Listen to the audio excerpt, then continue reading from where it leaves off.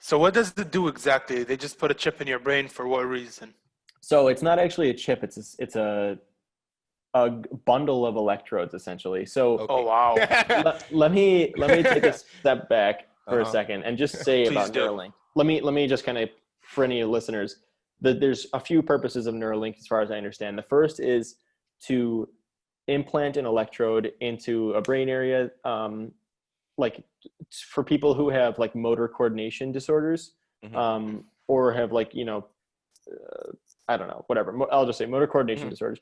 Sure. They can stimulate the motor cortex, the part of the Mhm. brain that regulates these movements, to like make it movement easier. If you have a Things like spinal that. injury or if you have like any like nerves cut or anything, that's how they can rewire it so that Yes. Or let's say if you lose an arm and Mhm. you get an implant, or what's the like a there's a word for this. I can't think of it.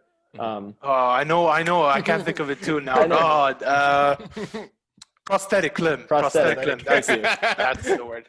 Thank you. Prosthetic Yeah, limb. like a robot kind of prosthetic that can like move, Mhm. then they can implant an electrode into the part of the brain that controls the left arm. And then by thinking about it, it will actually control it. It can like give you the movement capability. It's a brain machine interface is what they call it. And that's a perfect example of that. Mhm. But the other thing about Neuralink, and I'll just say that is totally feasible. And I think that's really cool. And I think that will happen within the next couple of years, no doubt. Like that's already, as far as I understand, people have already been doing that.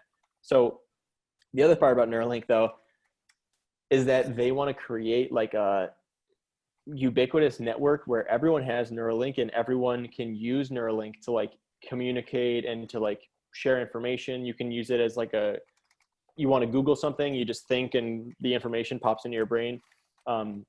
They have very high and pretty currently ridiculous expectations. I have a lot of feelings about it and a lot of thoughts about it. One thing I just will say is that, like, from a neuroscientist's perspective, there's something extremely unnerving and like it's just off-putting that Mm. somebody wants to do this to the brain and like essentially change the way the brain is viewed and the way it works and the way it's used from a human standpoint, and then make it Nope. on like a everyone has it scale. And the fact that he's not a neuroscientist. No, I mean, he kind of beat you guys to the race. Let's just put it like that. I mean, it is what it is, right? Now, here's what Well, there are a worries lot of me. neuroscientists doing it. It's just that he has this like we're going to change the world's viewpoint on it, whereas neuroscientists have a very like reasonable, like we're going to make movement easier viewpoint. Mhm. Yeah, But yeah, I I do know. like it. Okay. Mhm. Now, here's where I'm a little bit unsettled about the whole situation.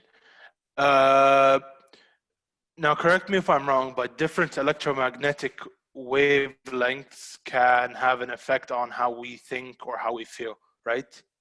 Or is that really Well, not what do you mean? Like if you implant like a microwave into the brain and start like having it emit signals, or do you I mean mean, like the other way around? Like feelings are this is gonna sound crazy, but there's no less of a crazy way to say it. But I'm kind of worried they can kind of, in a way, control how we either think or what we do, or I because would, again, it's electricity in the most electrical part of our body, Mhm. So yep, it's like put two and and two that's the whole together. purpose. Mhm. Yeah, these implantable electrodes both record electrical activity and stimulate electrical activity, and that is Wow. part of the like I don't know, like the program they're trying to essentially run is like let me give you an example. Let me say, or let's pretend that I'm listening to a song that I like, and I think, oh, Ali would love this song. Let me send this song to him and play it for his brain. Oh my God, I would never say that. Let's just start it playing. And essentially what it would do is the electrode would record the activity in my brain that's being induced by the sound, right? So it would look at like what kind of patterns of activity are happening. It would record that, and then it would transmit that information to the electrode in your brain and stimulate your brain in the same way. And that allows us to sort of transmit information. But there are caveats to that, which I can talk about if you'd like. What are I the mean, yeah, no, caveats let's get right into it. Yeah, yeah. 'cause So it's- yeah, I did make a TikTok video explaining this, my thoughts on it, and it's tough when you have 60 seconds and you're trying to explain everything.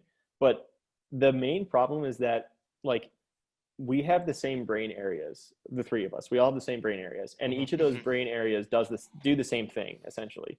But it's not like when your brain's developing, there is a guide where we have 100 billion neurons, and every neuron is precisely like pre-encoded to do a certain thing.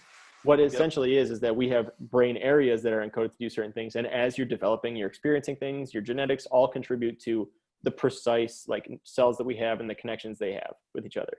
So recording a specific pattern of activity from my auditory cortex when I'm listening to this song is probably going to be different. Like if you take that exact information and extract it and stimulate it to your auditory cortex, it's going to be different because you don't have the same exact cells and the same synapses and the same structures. So that is the main problem from my perspective, that I'm curious to see how they'll get around that. It's sort of like the pain scale, you know. What might hurt, for example, you might not necessarily hurt me, in a sense, you know, because it's like different. How do I say it? It's like different Like pain thresholds. tolerance. Yeah, and then like different thresholds, your different, experiences, your culture, the way you grew up, and whatever. Yeah, that affects your So brain. what it might sound in your head might not necessarily sound the same in my head. Right. Is the different, like the dumber down version of saying it, right?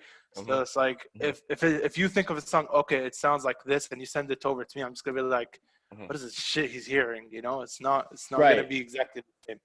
So I'm sorry if you have more questions, because I'm sure you do, but this is just something that I just got excited about because what you said just actually made me think of something for the first time. Yeah, let's get into it. Let's brainstorm it. So what you said, what I don't know what you say. It sounds different in your head from my head, right?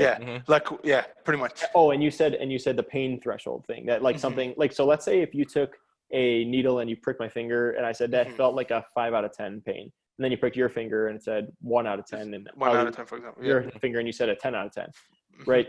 This actually gives us the ability to answer questions that we couldn't in the past, because if, for example, why is mine a 5, yours a 1, yours a 10? Is it because of some sort of change in like my skin, or is it actually some sort of change in my brain? So this would give us the opportunity to record the actual activity in our brain in response to that pain and see if there is like an actual difference, like a 5, a 1, and a 10, or if that's just like a perception difference. So I think it's just a sensitivity thing on the effector, you know? It could be just a sensitivity thing. Like maybe my skin might be like a little bit tougher than Ali's, or might be a little bit weaker than yours, you know? So it could be just that. I don't think it's really like a brain or perception thing. Right. But there is another thing that they've been discussing, and it's been researched. It's like if I tell you this is gonna hurt, this is gonna hurt, this is gonna hurt, and then I punch you, you'll be like, oh my god, and you'll cause it like a huge. But I'm gonna be like, don't worry, it doesn't hurt at all, you know. And I keep implanting this idea, it's not really gonna hurt, and I punch you in the same, you know, same strength and same force and everything, you'll be like, oh, this doesn't hurt at all, you know. So that could be another thing. You're right. No, you're absolutely right. So this is actually really like interesting to get into. So that's from a, like, as a neuroscientist, the one thing that I'm excited about, like the reason I'm excited that Elon Musk is doing Neuralink is because